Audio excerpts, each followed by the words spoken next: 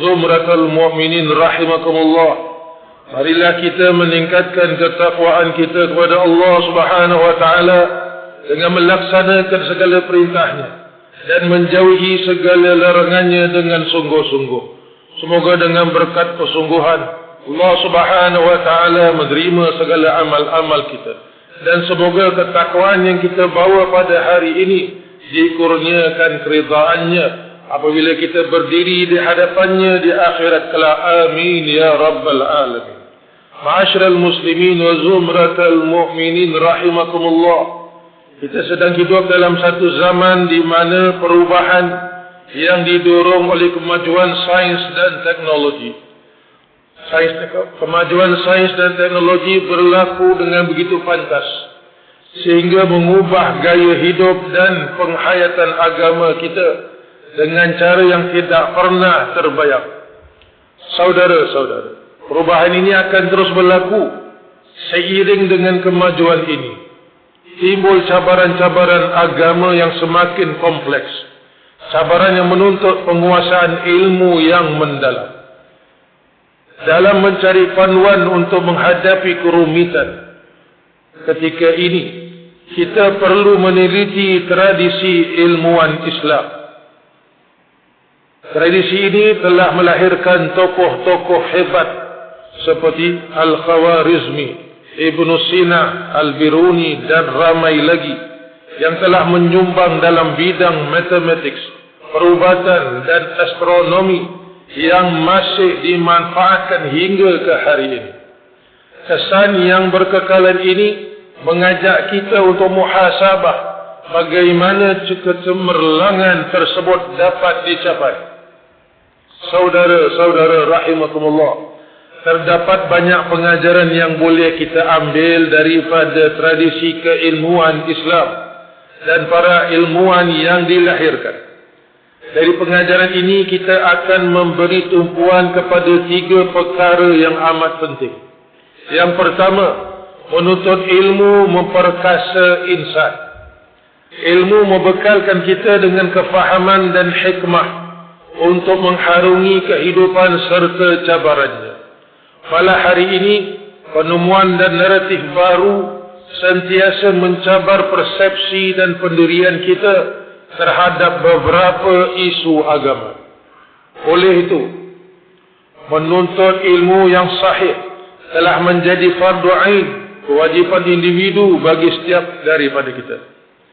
Seruan ini amat penting, khususnya bagi golongan muda yang mempunyai tenaga dan semangat untuk menimba ilmu. Pada masa yang sama, bagi mereka yang mungkin tidak lagi memiliki tenaga seperti dahulu, kita diingatkan bahawa walaupun tenaga mungkin berkurangan, masa untuk menimba ilmu masih tersedia selagi hayat dikandung badan.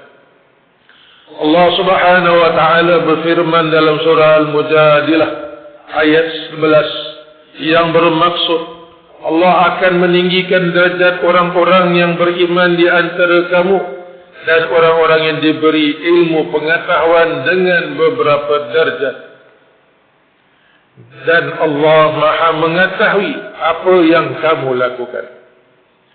Selagi masih ada peluang, marilah kita berusaha menuntut ilmu agar kita dapat memahami dan mengamalkan agama Allah dengan lebih baik serta meningkatkan derajat kita di sisinya. Yang kedua, ilmu mesti disertai dengan etika, keikhlasan dan kerendahan diri. Dalam Islam, ilmu dan akhlak tidak dapat dipisahkan. Tidak cukup sekadar mengetahui banyak perkara. Ilmu yang sebenar ialah ilmu yang membentuk etika kita, memperbaiki tingkah laku kita, dan membimbing cara kita berinteraksi dengan orang lain. Selebihnya, ilmu mesti disertai dengan keikhlasan, melakukan apa yang benar bukan untuk dipuji manusia, tetapi semata-mata kerana Allah. Apabila ilmu dan keikhlasan berjalan seiring, ketika itulah kita benar-benar mula berkembang. Tanpa nilai-nilai ini, ilmu akan kehilangan tujuannya dan bahkan boleh menjadi mudarat. Apabila ilmu terpisah daripada keikhlasan dan kerendahan diri, ia boleh membawa kepada sifat sombong, mementingkan diri, dan penyalahgunaan ilmu untuk meraih kepentingan pribadi atau agenda. Kita perlu sadar yang walaupun ilmu boleh membawa manfaat duniawi termasuk ganjaran keuangan, semuanya itu hanyalah manfaat sampingan. Jika ia dijadikan tujuan utama, ketahuilah ia mencerminkan niat yang terpesong dan boleh menjejas pertimbangan etika. Apa yang sepatutnya menjadi sumber ilmu dan panduan boleh bertukar menjadi sumber kekeliruan dan perpecahan. Sebab itulah Islam mengaitkan ilmu dengan khasyah, iaitu rasa takut dan kagum kepada Allah. Sebagaimana firman Allah Subhanahu wa taala yang berbunyi, "Innama yakhshallaha min ibadihi al-ulama, innallaha azizun ghafur." Yang bermaksud sesungguhnya yang takut kepada Allah di antara hamba-hambanya, yang hanyalah orang-orang yang berilmu. Sesungguhnya Allah Maha Perkasa lagi Maha Pengampun. Sidang Jumaat rahimakumullah, ayat ini mengingatkan kita untuk memastikan agar usaha menuntut ilmu perlu berlandaskan kesedaran kepada Allah dan keikhlasan kerananya. Para ulama terdahulu mencontohi perkara ini. Pencarian ilmu yang luas diiringi dengan keikhlasan yang mendalam, kerendahan hati, rasa takut pada Allah, dan tanggungjawab terhadap masyarakat.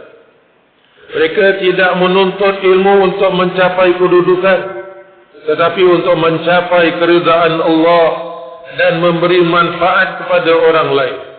Keseimbangan inilah yang menjadikan ilmu mereka berkesan, berkekalan dan berkat. Oleh itu, dalam usaha kita menuntut ilmu, kita perlu sentiasa ingat bahawa nilai sebenar ilmu terletak pada bagaimana ia memperbaiki akhlak kita dan menguatkan hubungan kita dengan Allah Subhanahu wa taala. Ilmu tanpa etika adalah tidak sempurna. Namun ilmu yang berteraskan keikhlasan, kerendahan diri dan akhlak yang baik akan menjadi cahaya yang membimbing bukan sahaja diri kita, bahkan orang-orang di sekeliling kita juga. Yang ketiga, ilmu mesti dihayati dan diwariskan. Ilmu dalam Islam bukan sekadar untuk diketahui, tetapi untuk dihayati melalui amalan dan akhlak. Apabila seseorang mengamalkan ilmunya dengan keikhlasan, ilmu itu menjadi sesuatu yang nyata, bermakna dan membawa perubahan. Melalui penghayatan ilmulah ia merasap ke dalam hati dan diberi kehidupan. Ini juga merupakan cara yang paling berkesan untuk mewariskan ilmu. Sebelum ia disampaikan melalui kata-kata, perbuatan serta kelakuan kita perlu dititik beratkan terlebih dahulu.